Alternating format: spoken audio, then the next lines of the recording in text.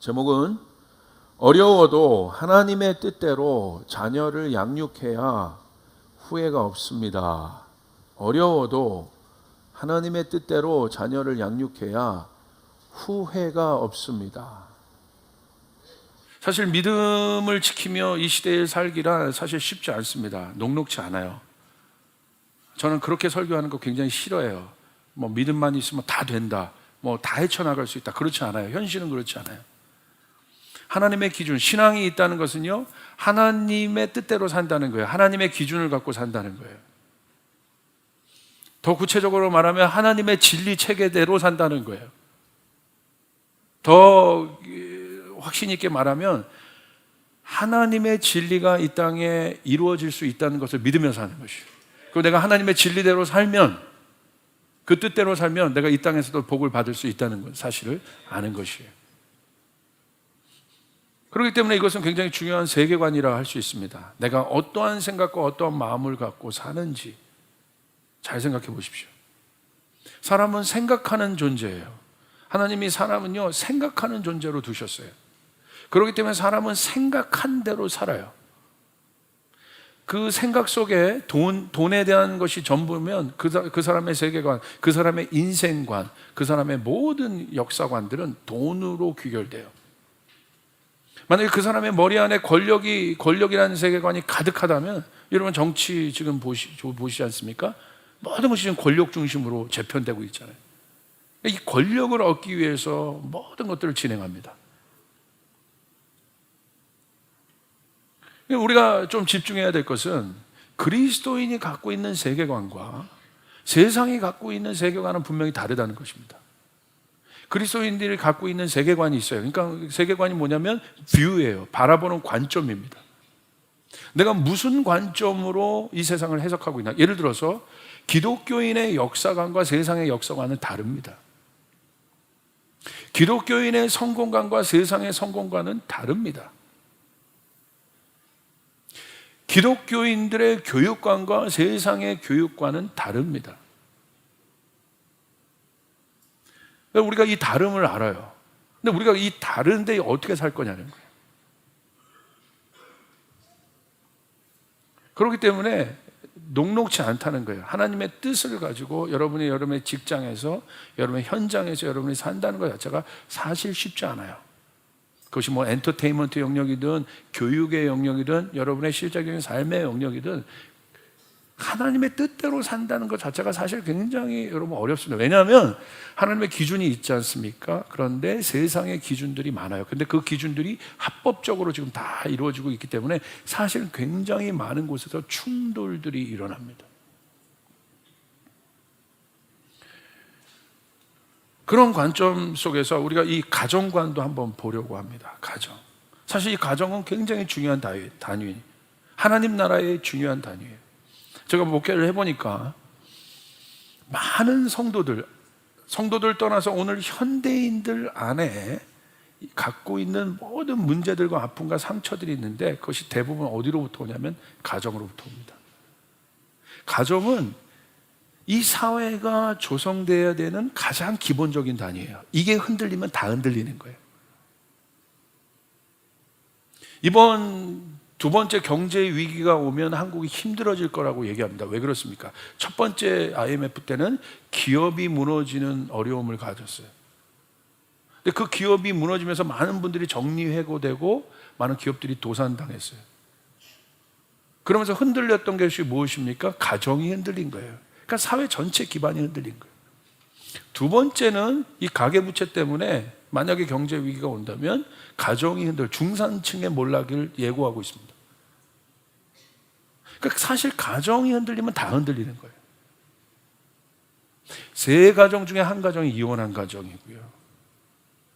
여러분, 바깥에서 내가 아무리 성공하고 뭐한다 해도 가정 자체, 가장 중요한 기초 단위가 되는 가정이 흔들린다면 여러분, 그것이 무슨 의미가 있을까요? 제가 정말 돈 많은 분들도 알고 그다음에 권력이 있는 분들도 아는데, 돈의 문제도 해결을 할 수 있으시고 권력의 문제도 해결하는데, 만약에 그것이 이 안정된 가정 기반 위에서 가지 못한다면 그것이 굉장히 힘들어하는 부분을 많이 봤어요. 이것도 하고 이것도 얻고 다 할 수 있는데 이 가정은 해결이 안 되는 거예요. 이 가정의 문제는 굉장히 중요한 문제입니다. 오늘 성경에 보니까 두 가정이 나옵니다. 오늘 그 두 가정의 예를 여러분에게 얘기해 드리고 싶어요. 하나는 세례요한의 가정입니다. 세례요한의 부모님은 누굽니까? 제사장이에요. 사가랴와 엘리사벳이라는 엄청난 믿음의 명문 가문의 한 모델을 보여드리고, 또 하나는 홈니와 비나스입니다. 홈니와 비나스의 부모님은 누구십니까? 아버지는 엘리 제사장이에요. 우리는 알고 있어요. 홈니와 비나스가 하나님 앞에 어떤 심판과 어떤 저주를 받았는지 우리는 알고 있어요. 홈니와 비나스, 세례요한, 둘 다 공통점은 무엇입니까? 둘 다 믿음의 부모님을 갖고 있었다는 거예요. 그런데 왜 세례요한과 홈니와 비나스의 결과는 그렇게 달라질까? 무엇이 문제일까? 우리가 이 문제에 대해서 한번 생각해 볼 필요가 있습니다. 먼저 홈니와 비나스를 한번 생각해 봅시다. 여러분 말씀해 보시면 사무엘상 3장 12절부터 14절까지 말씀이 있어요. 3장 11절부터 한번 같이 읽겠습니다. 시작. 어린 사무엘이 엘리 곁에서 주님을 섬기고 있을 때이다. 그때에는 주님께서 말씀을 해주신 일이 드물었고 환상도 자주 나타나지 않았다. 엘리 제사장의 때가 어떤 때였냐는 거예요. 굉장히 하나님의 말씀이 희박하고 그러니까 영적으로 암흑기였습니다. 하나님의 말씀이 들리지 않는 때라는 거예요. 이 엘리 제사, 여기 오늘 말씀에 보면 왜 그 시대가 그렇게 어두웠는지에 대해서 우리가 유추할 수 있어요. 이 제사장의 가문, 여러분 제사장 하나님 믿는 사람이에요. 그러면 하나님 믿는 사람이요, 어떻게 보면 바깥에서 하나님 믿는 그 일들을 하는 사람이잖아요. 제사장 하나님 앞에 경배하고 예배하고. 근데 그게 겉모습이에요. 근데 말씀을 보니까 겉모습은 그렇게 거룩하게 하나님을 예배하는 것처럼 보였지만 속은 만신창이었던 것 같아요. 오늘 그런 사람들 많아요. 많은 자녀들이 믿음에서 떠나는 사람들 되게 많아요. 믿음에서. 왜 그래요? 왜 그렇습니까? 엄마 아빠가 분명히 예수님 믿는다고 얘기하는데 집에 들어와서는 엉망이거든. 내 아내가 열심히 예수 믿는다고 얘기하는데 집에 들어오면 바깥에서는 막 기도하고 하나님 앞에 아뢰고 뭐 열심히 하는 것 같아. 뭐 선교도 하고. 근데 집에 들어와서는 엉망이거든. 오늘 성경이 너무나 정직한 게 엘리 제사장이 어떤 일을 했는지도 얘기하지만 그 안에 inside of family of 엘리, 그 엘리 가정의 내부가 어떤지에 대해서도 적나라하게 보여주고 있는 거예요. 엘리 제사장이 바깥에서는 사람들에게 존경을 받는 지도자였을지는 몰라도 속은 엉망이었던 것 같다는 거예요. 가정이 완전히 무너져 있다 이거. 제가 여기서 이렇게 설교하는데 저에게 있어서 가장 부담이 되는 사람은 누구겠습니까? 제 가족이에요. 여러분, 이 국제 정치에서도요, 제일 여러분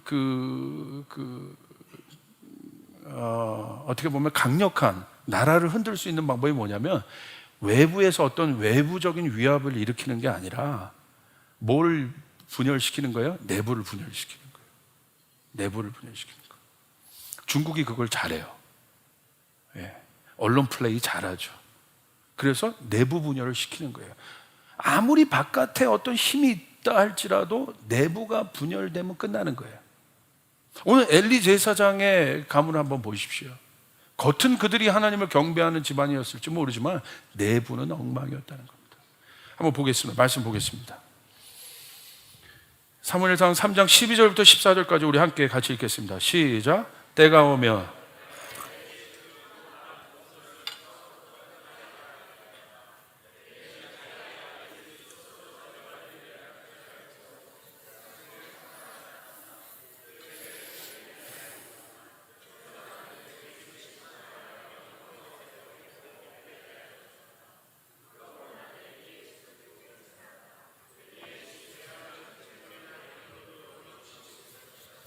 여기 아주 재밌는 영적 원리들이 나옵니다. 보십시오.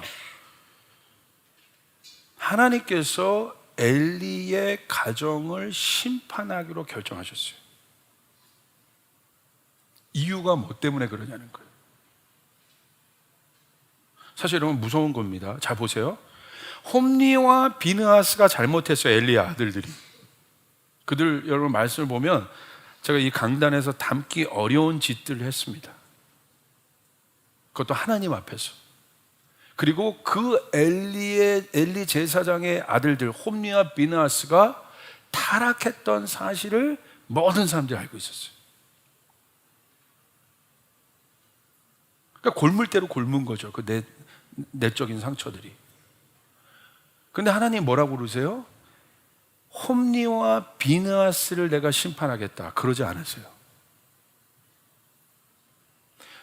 그것을 방관했던 엘리를 심판하겠다라고도 안 하세요. 하나님 뭐라고 얘기하십니까? 내가 엘리의 집을 없애겠다는 거예요. 여러분 이건 무서운 얘기입니다. 분명히 자식들이 잘못했어요. 책임을 물을 수 있을 거예요. 이 자식들만 제거된다면 어떻게 해결이 될 것이다. 아니면 그것을 돌보지 못한 부모님의 잘못일 수도 있어요. 그렇기 때문에 부모님이 회개하면 어떻게 될 것이다. 근데 성경은 그런 관점으로 보고 있지 않아요. 가족이란 것은 무엇이에요? 운명 공동체예요. 함께하는 공동체예요. 하나님 뭐 어떻게 하세요? 함께 쓸어버리겠다고 얘기하십니다. 여러분 더 구체적으로 한번 살펴봅시다. 무엇이 잘못한 것입니까? 이들에게. 홈리와 비느하스가 성경의 말씀을 보니까 13절 보십시오. 자기의 아들들이 스스로 저주받을 일을 하는 줄 알면서도 자식들을 책망하지 않았다고 되어 있습니다. 오늘 엘리의 잘못은 무엇입니까? 자식들이 하나님 앞에 저주받을 줄 알면서도 엘리는 책망하지 않았다. 이것을 미루어 보아서 엘리의 상태를 알 수 있어요. 왜 책망하지 않았는지는 모르겠습니다. 어떤 이유 때문인지. 저는 일부 예배 때는 그 이유에 대해서 오히려 많이 설교했는데 왜 책망하지 않았는가? 이분은 좀 포커스를 옮기겠습니다. 우리 또 여기 젊은 세대들이 많이 모여있기 때문에 문제는 분명히 잘못이 있었던 것이고 아무도 그 잘못을 이야기하는 사람이 없었다는 거예요. 그런데 더 무서운 말은 뭐냐면 이런 말씀이 기록되어 있어요. 그 죄를 그는 이미 알고 있었다. 엘리 제사장이 홈리와 비느하스의 죄를 모른 게 아니에요. 성경을 보니까 이미 알고 있었다는 거예요. 그런데 말 안 한 거예요. 그러니까 엘리의 상태를 보십시오. 엉망인 겁니다, 지금. 엘리의 영적 상태가 엉망인 거예요, 지금. 무너진 거예요. 엘리가 무너지니까 당연히 홈리와 비느하스가 무너진 거예요. 여러분, 잘 들으셔야 돼요. 이게 영적인 원리인데, 우리는 실수할 수 있습니다. 아멘. 우리 연약하기 때문에 실수할 수 있어요. 온전한 사람 없어요. 주님 오실 때까지. 평생 실수하실 거예요. 그리고 우리는 죄도 지을 수 있습니다. 우린 연약한 죄인이에요. 물론 주님의 보혈로 씻김 받고 우리가 주님의 이름으로 인하여 구원을 얻었지만 우리는 죄 지을 수 있다는 사실을 알아야 돼요. 그런데 문제는 뭐예요? 실수하고 죄를 지을 수 있는데 기독교는 뭐냐면 실수하지 말라, 너는 죄를 지을 수 없다라고 거기에 방점을 두지 않아요. 실수했는데 어떻게 할 거냐, 죄를 지을 수밖에 없는데 너는 어떻게 할 거냐는 거예요.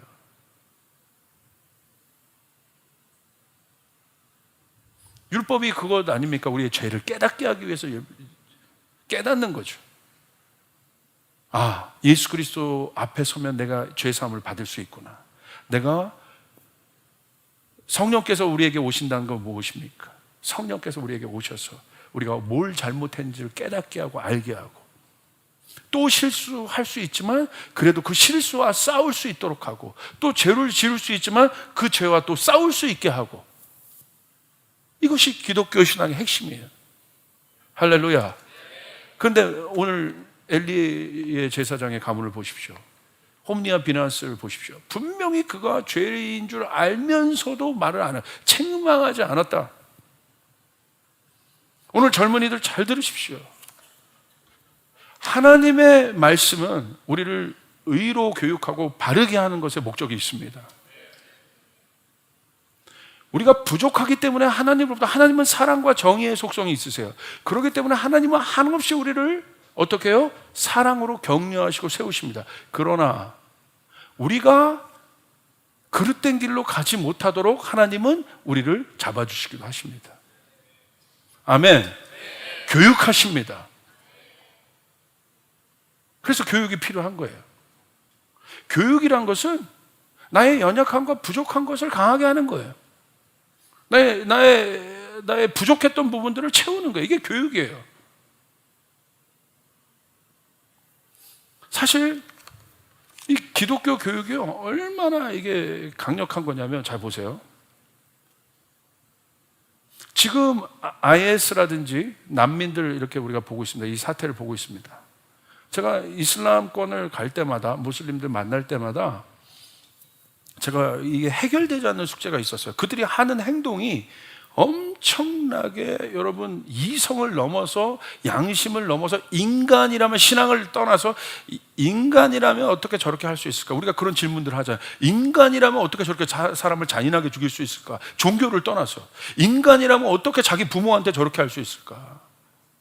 인간이라면 어떻게 자기 딸이 범죄했다고 해서 돌로 치는 그 투석형을 아버지가 자청해서 딸에게 돌을 던질 수 있을까? 여러분, 이해가 되세요? 이해가 되세요? 이해가 안 돼요. 그거 어떻게 맨정신에 그거 가능합니까? 술 먹고 내가 막 제정신이 아닌 상태에서 그렇게 해도 이게 될까 말까인데 어떻게 맨정신에 그 일들이 가능합니까? 이슬람을 보십시오. 근데 제가 이슬람 가서 알았어요. 지금 결과는 어떤 리포트들이 나오냐, 왜 그런 일들이, 그런 문화가 이렇게 형성되어 있느냐, 한 가지입니다. 왜 IS 같은 그런 아이들이 정말 인간이기를 포기한 그런 짓들을 하고 있느냐, 한 가지입니다. 그 이유는 어렸을 때부터 그렇게 배웠기 때문에 그래요. 브레인워시 된 거예요. 세뇌된 거예요. 그렇게 교육받은 거예요. 그러니까 머리에 임박혀 있는 거예요. 정신에 임박혀 있는 거예요. 어렸을 때부터 그렇게 배운 거예요. 지금 통일 이후가 사실 걱정이거든요. 전쟁 이후에 분단 세대들은 그래도 서로를 알아요. 그런데 지금 북한에서 태어난 아이들이 진짜 이제 통일이 되면 문제는 뭐냐면, 지금 통일되기 전이 문제가 아니라 통일된 이후가 사실은 문제예요. 우리가 함께 살 다음 세대들, 또 청년 세대들은요, 어렸을 때부터 그렇게 브레인워시 당했어요. 세뇌당했어요. 이들에게 우리가 갖고 있는 이런 생각들이나 이런 것들을 공유한다는 것 자체가 사실 거의 불가능합니다. 아예 다른 세계관, 다른 구조예요. 그러니까 당을 위해서라면, 또 김정은을 위하면 아무렇지도 않게 자기 부모 고발할 수 있는 거예요. 양심의 가책을 안 받아요. 이게 세뇌예요. 이슬람이 양심의 가책을 안 받고 자기 딸에게 돌을 던지는 거예요. 왜? 세뇌됐으니까. 여러분, 교육이란 건 이렇게 무서운 거예요. 어떻게 교육을 시키느냐에 따라. 오늘 보세요. 어떤 누구 하나, 왜 우리가 이 기독교 이 진리, 오늘 이 가정 안에서 제일 중요한 건 뭐냐면, 엘리는 어떻게 보면 교육을 실패한 거예요. 자녀 교육을 실패한 거예요. 근데 어떤 교육을 실패했습니까? 책망을 하지 않았어요. 여러분의 인생 가운데 책망을 들을 수 있는 것에 감사하길 바랍니다. 만약에 여러분이 청년들이에요. 청년들인 여러분이 결혼해서 여러분의 자녀가 있어요. 사랑하는 사람이 있어요. 여러분의 사랑하는 사람이 잘못된 길을 간다면 여러분 그대로 두시겠어요? 그건 사랑입니까, 그것이? 제 딸이 만약에 잘못된 길을 간다면 제가 가만히 있겠습니까? 해도 안 될 수 있어요. 그러나 할 거예요. 끝까지 할 거예요. 왜? 부모니까. 저대로 가면 인생 망가지고 저대로 가면 저렇게 되는데, 그런데 아무도 그 인생에 브레이크를 걸어줄 사람이 없어. 똑바로 되겠습니까?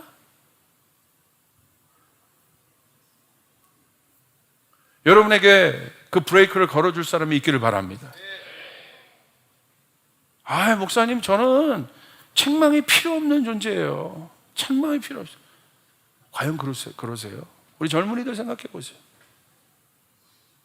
지금 세대가요, 지금 젊은이들이요, 이 책망을 싫어해요. 성경은 분명히 나와 있는데, 내 자녀를 훈계하라고 나와 있는데. 그런데 물론 훈계하는 사람도 잘못됐어요. 왜? 부모가 훈계하는 거거든요. 그럼 적어도 목사 정도 돼서 훈계하려면 적어도 훈계할 대상과 친밀한 관계가 형성이 돼야 훈계하는 거예요. 근데 전혀 나에게 이 친밀한 관계가 형성되지 않았는데 막 무조건 훈계하니까 듣지 않는 거예요. 우리 어르신 세대들도 잘 들으셔야 돼요. 내가 누구에게 훈계하고 싶으면 그만큼의 삶의 대가지불이 있어야 돼요. 그만큼의 희생이 있어야 돼요. 부모가 훈계를 해도 자녀들이 먹히는 이유는 뭐예요? 자녀들이 그 훈계를 듣기 싫어도 자녀들은 알거든요. 자기를 위해서 부모님이 얼마만큼 희생했는지, 자기를 위해서, 자기가 잘 되는 것을 위해서 얼마만큼 부모님이 나를 사랑하는지. 왜? 자녀들은 알아요. 왜? 부모님은 자녀들을 위해서 희생하니까. 그러니까 듣는 거예요.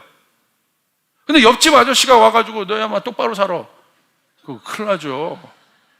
그러니까 들으려고 하지 않는 시대라 이거예요. 귀를 막고 있는 세대. 그게 패역한 세대예요. 하나님의 말씀이 들리지 않는 시대. 그러잖아요. 그러니까 훈계하잖아요. 들으려고 하지 않아요. 저도 저의 잘못을 놓고 훈계하는 그룹들이 있습니다. 여기 있는 조목사가, 여러분, 담임 목사가 훈계를 듣기 싫어할 때 끝나는 거예요. 근데 집사들에게 훈계를 듣지는 않죠, 질서상. 저의 어카운티빌리티 그룹이 있어요. 멘토 그룹들이 있어요. 그 멘토 그룹이 훈계예요. 조목사 좀 이상하다. 듣는단 말입니다. 여러분에게 그 훈계를 들을 수 있는 그룹이 있기를 바랍니다. 할렐루야. 그 책망함을 듣기 좋아하는 사람이 누가 있겠냐는 거예요. 그러니까 제가 옛날에 학생부 사역을 할 때 처음에는 엄청 잘해줬어. 모이면 껌 사주는 게 아니라 햄버거 사줘, 뭐 사줘, 모이면 떡볶이 사줘. 그냥 제 사례비도 얼마 없는데 모든 걸 아이들 먹이는데 그냥 다 투자했어. 그러니까 나중에는 마음을 열더라고. 어느 정도 관계가 깊으니까. 그래서 먼저 교회에 그 에어컨 시스템이 잘 안 돼가지고 다라에 물을 받았거든요. 이게 그 물을 제가 딱 나르고, 뭐 끝나면 키보드 같은 거 정리도 제가 다 하고, 이 교회 안에 더러운 흘린 거 다 제가 줍고 주보 줍고. 아무도 안 주워요. 그때는 제가 사주는 기간이에요. 모이면 제가 떡볶이 사주고 관계해주고, 그 관계를 엄청나게 잘했어. 제가 엄청나게. 그리고 나서 1년 반쯤 관계가 깊이 되다 보니까, 할렐루야, 제가 이렇게 물을 나르는데 그걸 나르는 친구가 붙어지기 시작해. 그러면서 점점 관계가 깊어요. 점점 내 사역 가운데 동참하는 그룹들이 생겨나기 시작해. 그러면서 더 깊어지는 거예요. 그 다음 단계로 들어간 거죠. 그 다음부터는 제가 책망하기 시작했어요. 야, 하나님 뜻대로 하면서 그렇게 살 수 있어? 그렇게 살 수 있어? 그렇게 살 수 있어? 초창기 때 같이 저와 함께 했던 멤버들은 저의 벼락을 많이 받은 세대예요. 할렐루야. 여기다. 근데 오해하지 않아. 왜? 그 관계가 형성되어 있기 때문에. 목사님이 자기들을 위해서 그렇게 책망하고 강력하게 저렇게 하는 것이 그냥 갑자기 만나서 너 임마 똑바로 해 라고 한 게 아니라, 오랫동안 그 관계에 형성된 틀 안에서 제가 얘기했기 때문에. 그렇기 때문에 자신 있게 얘기하는 거예요. 사랑으로 얘기하는 거예요. 사랑이죠. 성경으로 보면 무사랑이라고 하죠. 책망인 거죠. 오늘 성경은 뭐라고 나와 있습니까? 오늘 엘리의 집안이 망한 이유, 엘리의 집안을 내가 걷어버리겠다고 한 이유가 무엇입니까? 정확하게 나와 있어. 말씀대로 보십시오. 네가 자신의 자녀들이 잘못된 줄 알면서도 책망하지 않았다. 묵인했다는 거예요.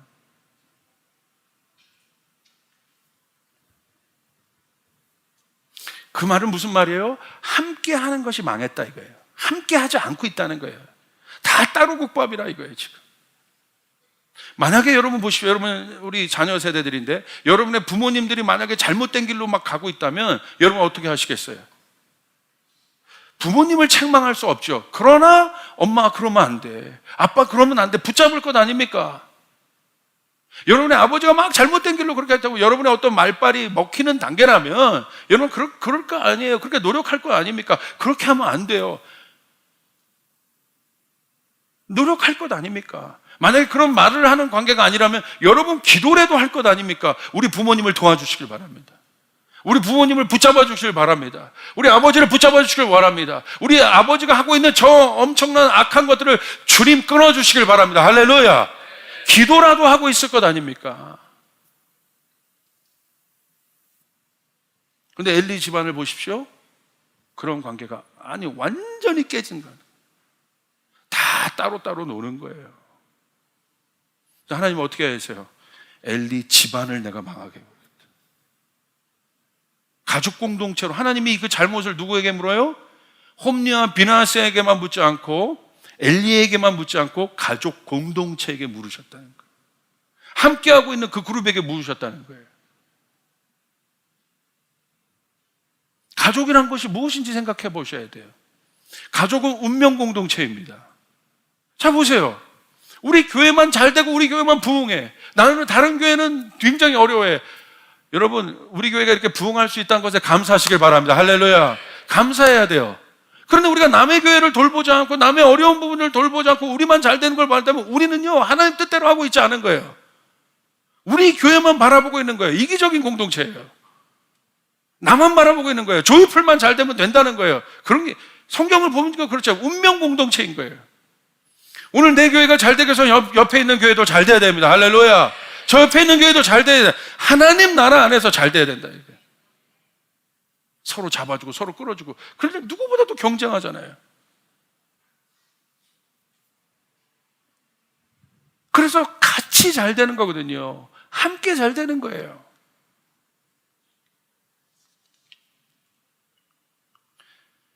무서운 얘기를 하세요. 하나님이 14절. 그러므로 나는 엘리의 집을 두고 맹세한다. 오늘 엘리 때 잘못했어요? 근데 홈리와 비나스가 잘못했어. 근데 가만히 보세요. 하나님이 심판하지 않아도 이 집은 가만둬도 망해요. 하나님의 심판에 방점을 두지 마십시오. 사울을 보십시오. 하나님의 영이 떠난 사울은 가만둬도 망해요. 망할 짓만 해요. 하나님의 영이 떠나면 그런 거예요. 하나님이 굳이 손을 대지 않아도 하나님의 영이 떠난 사람은 가만둬도 망해요. 아무리 하나님의 영광을 보고 시작했어도 그 삶이 어떻게 돼요? 디크리징 됩니다. 예수 믿는 진짜 여러분 능력은, 예수 믿는 진짜 여러분 기쁨은 뭔지 아십니까? 아무리 천하고 어려운 환경 가운데 있어도 예수 만나면 올라간다는 것이에요. 믿으시면 아멘 합시다. 믿으시면 아멘 합시다. 아멘, 아멘이십니까? 아멘이십니까? 예수의 영은 상승하는 영이에요. 하늘 보좌에까지. 여러분 히브리서 묵상했잖아요. 저 높은 분양을 삼아라. 더 좋은 것을 사모하라. 할렐루야. 더 좋은 것을 향해서 멈추지 않는 거예요. 업앤다운이 있을지라도 계속해서 상승합니다. 믿음의 가문의 계보를 보십시오. 보세요. 저희 아버지가 아무리 믿음이 좋으셨다 하고 당대 최고의 어떤 믿음의 가문으로 믿음의 사람으로 칭송받았다 할지라도 제때 와서 제가 엉망으로 살면 아버지의 영광 다 까먹는 거예요. 제가 끝나는 거예요. 그냥 아버지 오히려 수치스러운 거예요. 사랑하는 청년 여러분, 또 여기 또 가정을 이루고 계신 분들 잘 보십시오. 하나님이 여러분에게 가정을 주신 이유는 엘리 가문처럼 디크리즈 하려고 주신 것이 아니에요. 더 잘못되라, 더 잘못되라, 더 내가 결혼하고 나서 더 잘못되고 자녀 갖고 더 잘못되라고 여러분에게 주신 것이 아니에요. 여러분이 하나님 안에서 가정을 이룬다는 것은 하나님 안에서 내 혼자의 힘으로 할 수 없는 것들을 사랑하는 돕는 배필, 또 함께하는 사람을 만나서 어떻게 해요? 그 둘 안에서 상승되는 것이에요. 믿으시면 아멘 합시다. 이 상승됐던 믿음의 이 유업이 내 자녀에 가서 어떻게 더 상승되는 것이에요. 저희 아버지 때 있었던 하나님께서 쓰셨던 그 놀라운 영광도 있지만 하나님이 당대 저희 아버지가 저를요 엄청나게 저희 형제들을 해서 키웠어요. 어떤 책망? 나머지 어떤 부분들은 다 풀어놓으셨어. 자유롭게 공부를 조금 못해도 뭘 해도 그건 다 풀어놓으셔서. 그러나 하나님의 믿음 앞에 서지 못했을 때는 회초리를 드셨어요. 정말 싫었어요. 왜 그러냐면 아버지가 아버지의 믿음을 나한테 강요하는 것 같아서 저는 굉장히 그것에 대해서 반발이 많았던 사람이에요. 그럼에도 불구하고, 왜냐하면 저희 아버지가 저희에게 어떻게 보면 책망을 잘 못할 수 있는 사람이에요. 왜냐하면 믿음 말고는 다른 것을 저희에게 주신 적이 없어요. 돈을 주었습니까? 아니면 무슨 지위를 주었습니까? 물려줄 것을 주었습니까?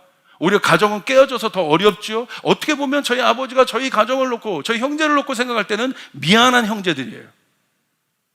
사람이 미안하면요 할 말 못합니다. 아유 불쌍해, 불쌍해, 아유 불쌍해, 나 때문에 고생하는구나, 나 때문에 고생하는. 잘못돼도 말을 못해요. 그런데 저희 아버지가, 제가 지금 철들어서 아비가 돼 보니까 아버지가 그 상황에서 저희에게 주는 것이 없는데도 저희에게 책망을 한 것은 굉장한 용기가 필요했구나. 왜냐하면 제가 책망 받을 때 제 레파토리가 그게 나오는군요. 아버지는 저에게 해주신 게 뭐예요? 제가 해준 게 뭐예요? 할렐루야.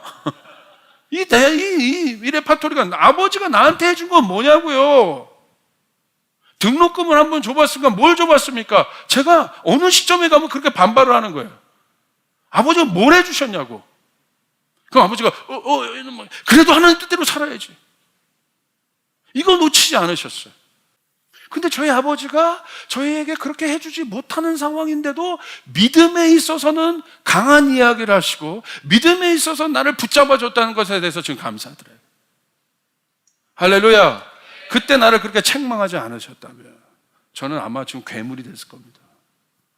아마 괴물이 됐을 거예요. 뭐가 뭔지를 알지 못하는, 똥오줌 구분 못하는 그런 사람이 됐을 거예요.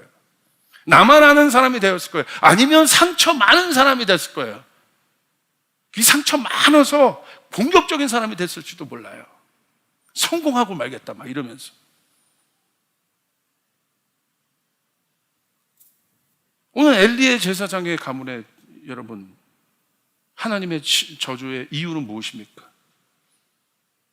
어느 누구도 하나님 앞에서 그렇게 쓰라고 말하는 사람이 없어요. 그러면 만약에 엘리가 잘못됐다면, 철든 홈리와 비나스라면, 목사님 저는 하나님 앞에 바로 쓰고 있는데 저희 아버지가 엘리 같아요, 그런 청년들이 있을지도 몰라요. 그렇기 때문에 여러분은 여러분의 삶을 저주하고 있을 겁니까? 홈리와 비나스처럼 살 겁니까? 여러분은 여러분의 아버지가 엘리야와 같은 삶을 사셨다 할지라도 여러분은 세례 요한처럼 살아야 되는 것이에요. 아멘. 믿으십니까? 내 당대 때 그 저주를 끊어내야 되는 것입니다. 우리 아버지가 못했을지라도, 잘못했을지라도 내 당대에선 그것을 높여주십시오. 우리 아버지가, 우리 할아버지가 이런 일도 하셨고 저런 일, 그 무슨 소용이 있습니까? 내가 내 때의 엉망이라면. 또 우리 아버지와 할머니가, 아버지와 또 우리 부모 세대들이 또 하나님 앞에 못 살았어. 그것이 무슨 그렇게도 관건이에요. 오늘 나에게 있어서 여러분 미래가 중요한 것이에요. 여러분 미래가 중요한 것입니다. 아멘. 그러시기를 바랍니다. 그런 관점에서 본다면 오늘 엘리 가문은 소망이 없는 것이죠.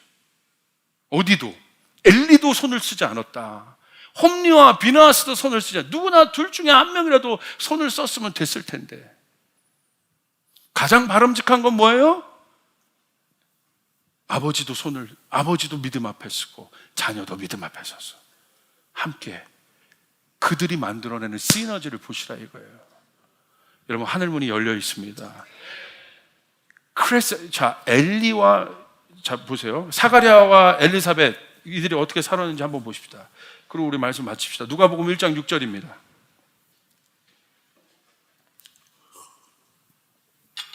우리 같이 한번 읽습니다. 시작.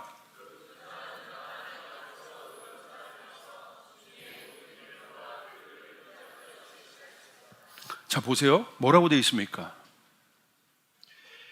세례 요한이 어떻게 태어난지 우리는 알고 있어요. 그리고 세례 요한은요, 예수님이 그러셨어요. 여자의 몸에서 태어난 사람 중에 가장 큰 사람이라. 최고의 영광을, 하나님의 영광을 본 사람이에요. 엘리사벳과 사가랴 때 하나님이 봤던 영광이 그들도 신실했기 때문에 레벨 80 정도 됐다면 세례 요한에 가서는 80 정도가 아니라 200, 300이 된 거예요. 오늘 믿음의 청년들에게 제가 주님의 이름으로 축복합니다. 여러분의 삶이, 여러분의 가정이 이와 같은 가정이 되기를 주님의 이름으로 축복합니다. 내 때보다 여러분이 낳고 있는, 내 결혼했을 때 더 발전되고, 여러분이 결혼한 다음에 더 발전되는. 어떻게 거꾸로 해요? 청년 때 열심히 하다가 결혼하면 다 죽어? 자녀가 오면 다 죽어? 어떻게 그렇게 돼요? 어떻게 청년 때 그렇게 헌신하던 그 헌신과 하나님 앞에 그 열정들이 결혼하면 다 죽어요? 현실의 벽 앞에서 주님은 기다리시는 거죠. 그런데 오늘 여기 중요한 단어, 어떻게 세례요한을 그렇게 키워낼 수 있었을까? 잘 보십시오. 뭐라고 돼 있어요? 누가복음 1장 6절 보십시오. 두 사람은 한 사람이라고 나와 있지 않아요. 엘리사벳 혼자, 엄마 엘리사벳 혼자라고 나와 있지 않고 사가랴 혼자라고 나와 있지 않아요. 뭐라고 나와 있습니까? 그 두 사람은 하나님 앞에서 의로운 사람이어서. 할렐루야! 이게 가정이에요. 두 사람 다 똑바로 쓰는 것. 아마 그런 가정이 있을 거예요. 목사님, 저희 엄마는 평생 하나님 앞에 그렇게 열심히 하는데 저희 아빠가 그렇게 안 해요. 여러분 보세요. 그 영적 불균형이 갖고 있는 여러분 그 진동과 그 에너지 소비가 엄청나거든요. 왜 그렇게 된가요? 처음부터 결혼 잘해야 되는 거예요. 그래서 제 친구들 중에 그 믿음 좋았던 청년 친구가 있어요. 결혼할 때요, 자기가 결혼해서 여기서 현실 앞에서 딱 무너지더라고. 결혼할 때 제 친한 여자친구 애가 있었는데, 우리 고원지 사모님도 알아요. 아버지 그건데 청년인데, 결혼할 때 현실과 딱 타협해서 안 믿는 남자랑 결혼했어요.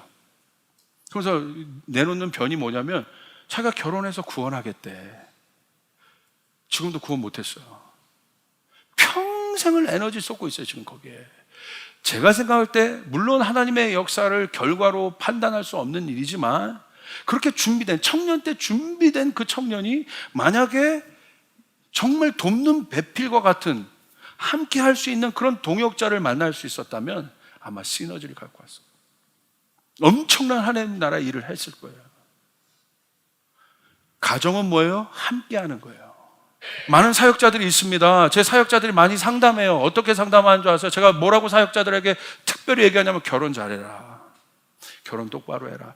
믿음으로 자기는 나가겠다고 결혼해. 근데 사모님이 반대하는 거야. 여보, 절대 개척만은 하면 안 돼. 사모님이 함께 하나님의 음성을 들어야 되는데 듣지 않아요. 여보, 이건 안 돼. 발목 붙잡는 거예요. 안 되는 거예요. 믿음에서 아무리 내가 노력해도 안 되는 거예요. 내가 아무리 이렇게 열심히 가려고 해도 저희 고사모가 저를 붙잡으면 전 갈 수 없는 거예요. 맨날 가정에서 불화일 텐데. 제가 여기까지 올 수 있었던 건 저희 고사모의 강력한 지지와 도움이에요. 할렐루야. 할렐루야. 감사합니다. 정말이에요. 하나님 그래서 만나게 하신 거예요. 인간적으로 만난 게 아니라 하나님이 짝지어 주신 사람이에요. 전 그걸 믿어요. 제가 37일 기도하고 하나님의 음성 들었고 결혼했으니까. 하나님이 저 사람이라고 얘기하고 결혼했으니까.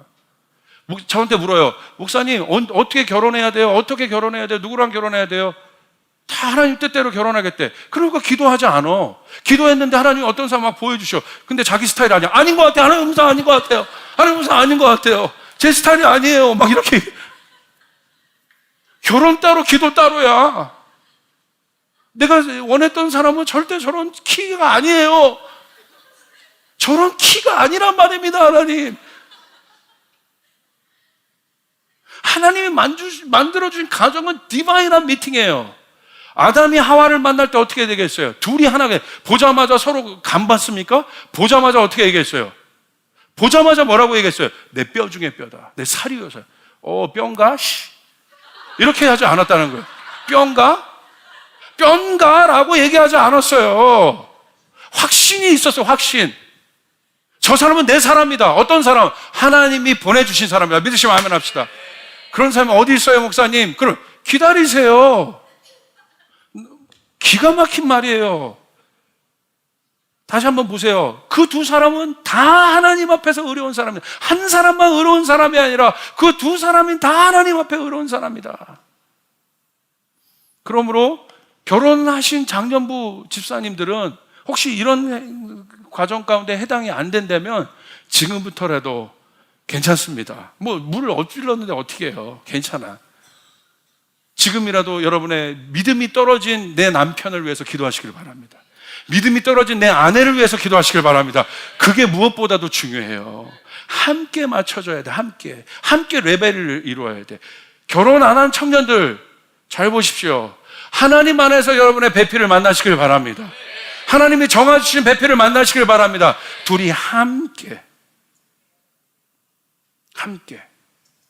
저 혼자 갈 수 없어요. 제가 혼자 어떻게 갑니까? 제 가정도 돌봐야 되고 이 모든 것들 누가 뒤에서 협력하여 돕는 배필, 함께하는 사람이 있기 때문에 하나님의 뜻을 마음껏 전할 수 있는 거예요.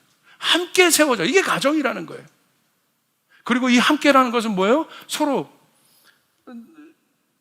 좀 주저앉았으면 같이 세워주고. 이게 그리스도 안에서 책망이라는 의미예요. 주저앉지 마라. 일어나면 된다. 일어나야 된다. 주저앉지 마세요. 일어나셔야 돼요. 힘드시죠? 일어나셔야 돼요. 함께 세워져 가는 것. 함께 서 있는 것. 예수님 우리에게 오셔서 보여주신 것이 그것이에요. 내가 아버지와 하나이시다. 함께 하시다. 예수님의 가정 공동체를 보십시오. 하나님과 성령님과 함께 누리셨던 그 가정 공동체, 그들 안에 있었던 그 성숙함을 보십시오. 하나의 뜻을 서로 세워가기 위해서. 결과는 뭐예요? 세례요한이 나온다.